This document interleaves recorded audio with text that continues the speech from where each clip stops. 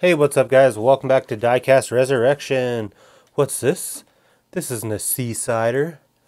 Well, I apologize. I'm working on a new jig that is going to help me straighten out roofs in the future. And the jig I'm working on isn't quite ready yet, so we're going to skip the old Seasider and move right into a custom Firebird.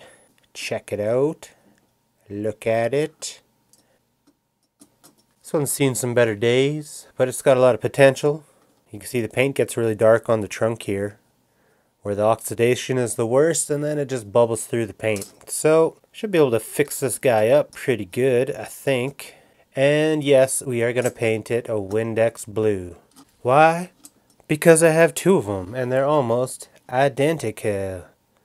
This looks like it's just regular blue. Windex blue is going to be a little bit sweeter. And I know some of you guys really want to see that Windex blue, so I'm happy we can forget about the Seasider for now. We'll get back to that. Today we're going to work on this. Sorry for changing the program. But Mr. Diecast, I really wanted to see the Seasider. Yeah, well, so did I. So did I, Timmy. But it's Firebird time now. So hush your gums. Hush your gums.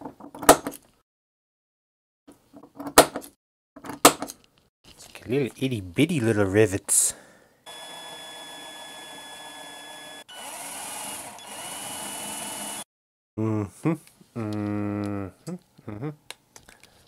Usually use a 1/8 drill bit for this part. We'll see if it doesn't hit anything.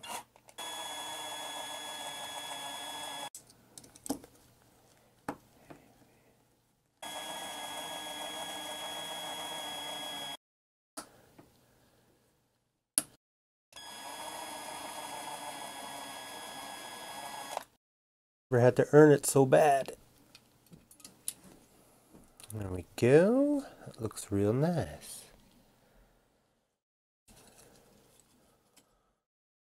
There's what's left of our windshield. Maybe we could put that in a hot heap. That'd be fun. There's our body. Interior is missing a steering wheel. This should clean up just fine with soap and water. What we will do is, this base is looking a little crusty, so I'm going to put it in my solution of Lime Out. And this is a heavy duty bathroom cleaner. It's called Lime Out. I've been using this for the last couple videos I've done. And it's extremely corrosive, but it seems to work well for taking oxidation off of these bases. It's not going to hurt your plastic. You can drop it right in there. With a 50-50 mix, I leave it in there for about 4 minutes. 5 minutes is pushing it. 6 minutes, don't even do it. After 10 minutes, your parts turn black. So don't ask me how I know. So 4 minutes and take it out. It's nasty stuff. Got some aircraft paint remover standing by. So I'm going to just go ahead and start painting this.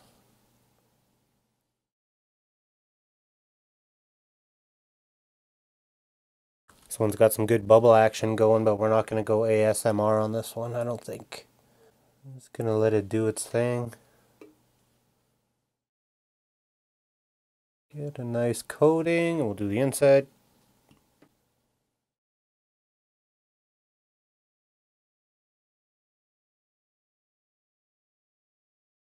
Reveal the chrome hood. Blib, blib, blib, blib, blib, blib. And we'll paint a happy little tree over here. Has it been 4 minutes? I feel like it's been 4 minutes. Alright, well this is pretty well stripped. I'm just going to go ahead and take this over to the sink and give it a scrub with a wire brush and some soap. And I'll come back with a clean car. Ew.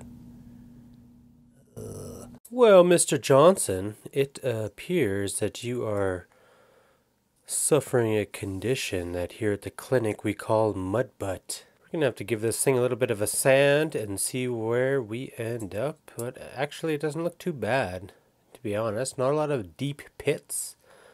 A little bit of mud butt over here on the back end, but other than that it looks pretty good. So we're going to go ahead and wet sand this.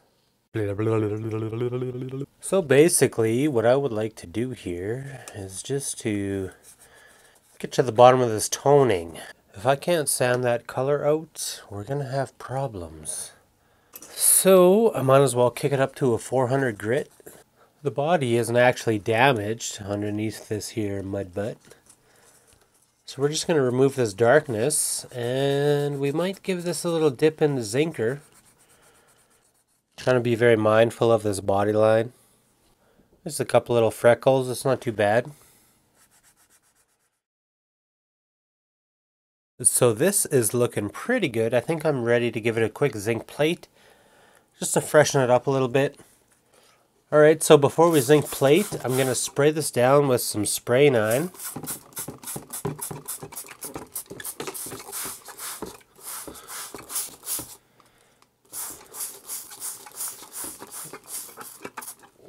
And that is just to degrease the car 100% before it goes on the plater. So while the body's in the old zinker, we already cleaned up the oxidation on this chassis and everything is looking really good here, except for these wheels. At this point I have replacement wheels, but I have no replacement axles, so I just can't risk it. I apologize, but they're getting snipped. My bad, Cap. I got one axle that's way out to lunch here, so we will try remedy that with our little pal here, the bendy fixie tool. A little bit of tweaking, we can get her looking pretty straight. That looks mighty fine, Back looks okay, so why don't we get some wheels? It's pretty well the same wheel package that we put on the Corvette. Where's my tool at? There it is.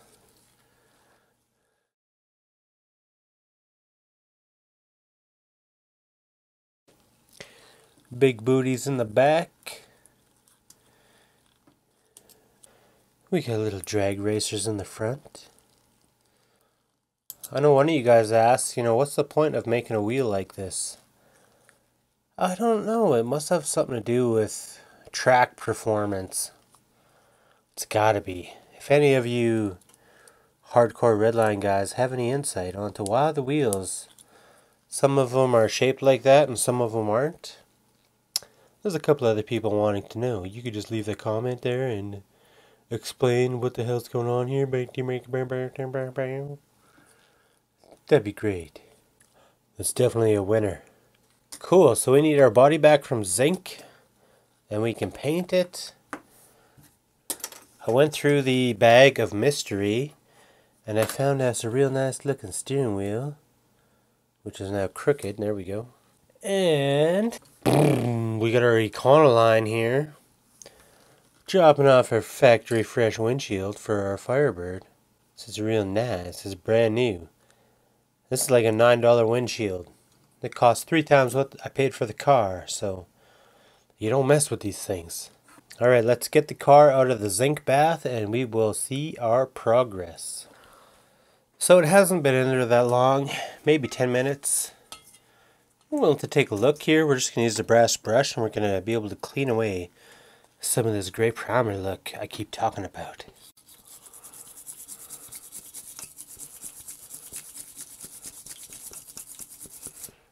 Really doesn't take much, just a little scrub.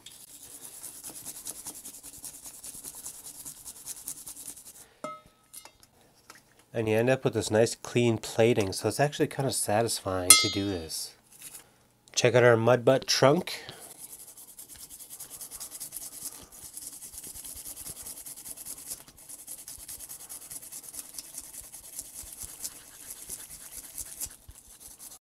A little bit of mud butt left. But overall, it's looking pretty good. I don't know, what do you guys think? It's looking pretty nice and zinky to me. It's pretty original looking. They weren't perfect from the factory. So maybe we'll give this back end here just a little bit of a scrub.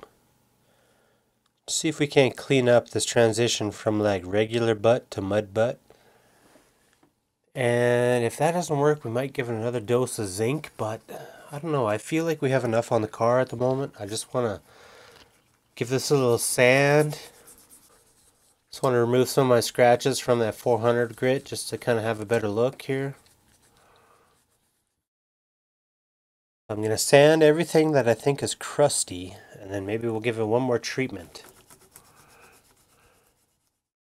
You know, I'm tempted to just possibly dip the trunk by itself, just like, psh, just to give that a little bit more. The rest of the body, I'm totally happy with.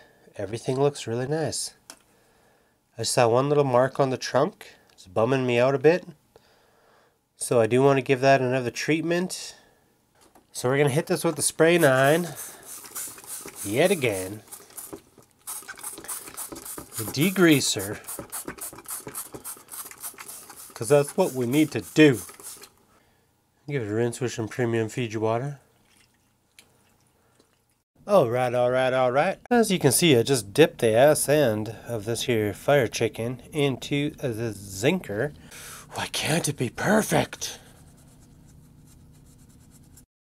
I think we should just paint it. It's just such an insignificant little pit. And chances are, you get something like that from the factory. So I'll probably just even up the tones on this hood a little bit. So I think that's looking real good. I'm going to go clean this off quick, and I'm going to prep for paint, and we're going to give this a Windex Blue. So stay tuned. We're going to go ahead and file down this back post, just to get nice and flat so I can get a center punch mark on there, and we're going to go ahead and drill it out so that our little screws will fit in there real nice. Well, that's not a very big post, so we're going to have to be real super duper careful with our center.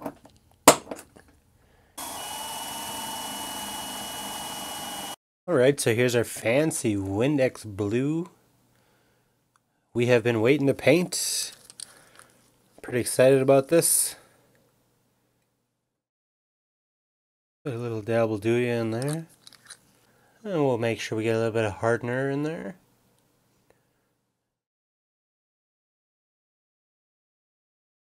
Something like that. I'm going to give this a mix with my Badger paint mixer, which is failing me. It barely works anymore. I ordered a new one.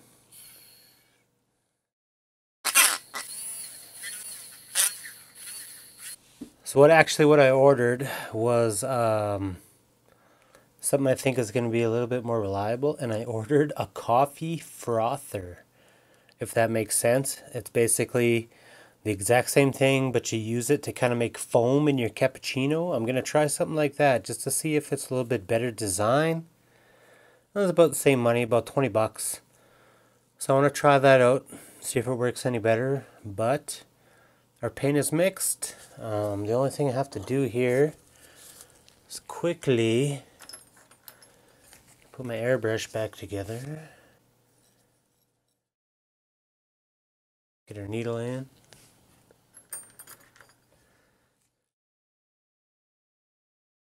Put on our needle retaining screw.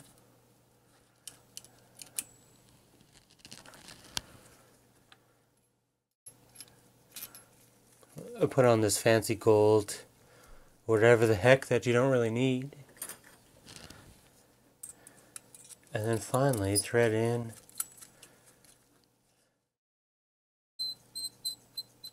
this is our, what do you call it, paint limiter screw. So it looks real good. We're going to use our little filter here, 190 mesh. I know a lot of times I forget it. Redline shop paint is really good. You don't really have to worry about it too much. Needing a filter. If you're using Tester's paint, 100% use a filter. That paint is just full of trash all the time. And we got the Firebird here.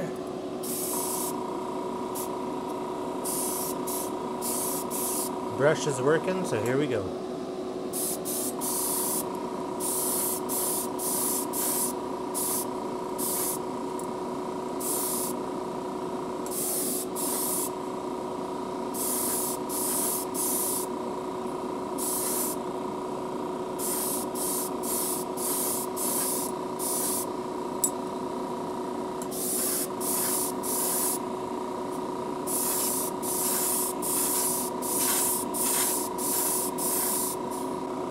looking kind of Windexy.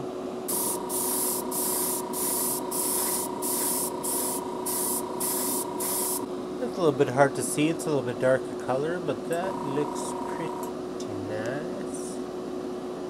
Pretty nice. It should be pretty decent, hopefully.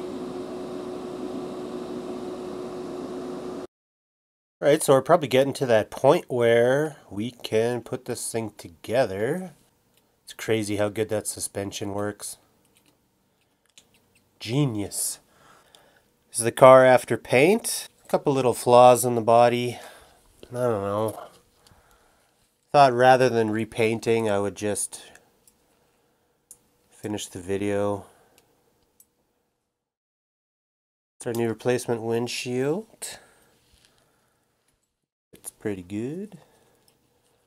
Haven't done much with the interior, just a little soap and water. Gotta straighten that steering wheel out. Second.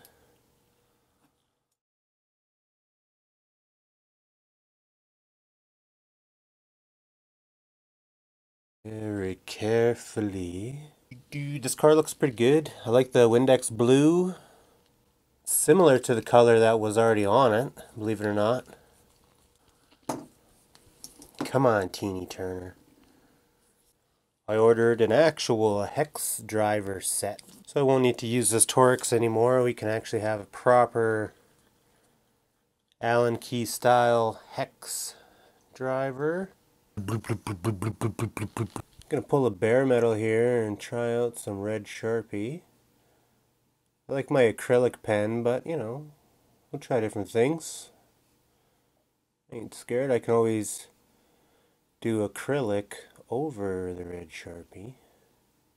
Cool thing about Sharpie is you can just keep putting coats on and coats on until you get your desired effect.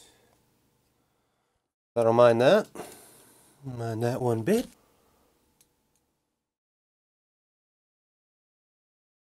Your old dad's getting old.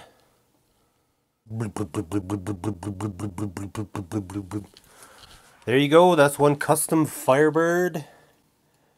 Looks pretty good. I got a pit on the rear trunk here you can see in the light. I wish I could have filled that with something, but it would have just been... It would have been a lot of zinc work, so I just left it. It gives it a little bit of character.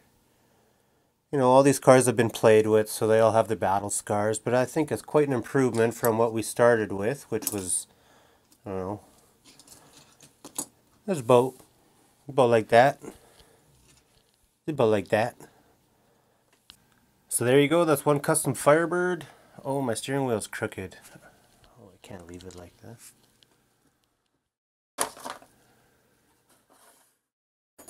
I can't leave it like that.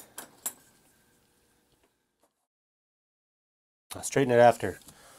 I want to thank you guys for checking out this video. I hope you enjoyed today's build of the custom Firebird. Before I go, I want to give a big shout out to one of my favorite subscribers. His name is Rocket Rod, and he is a crazy good artist.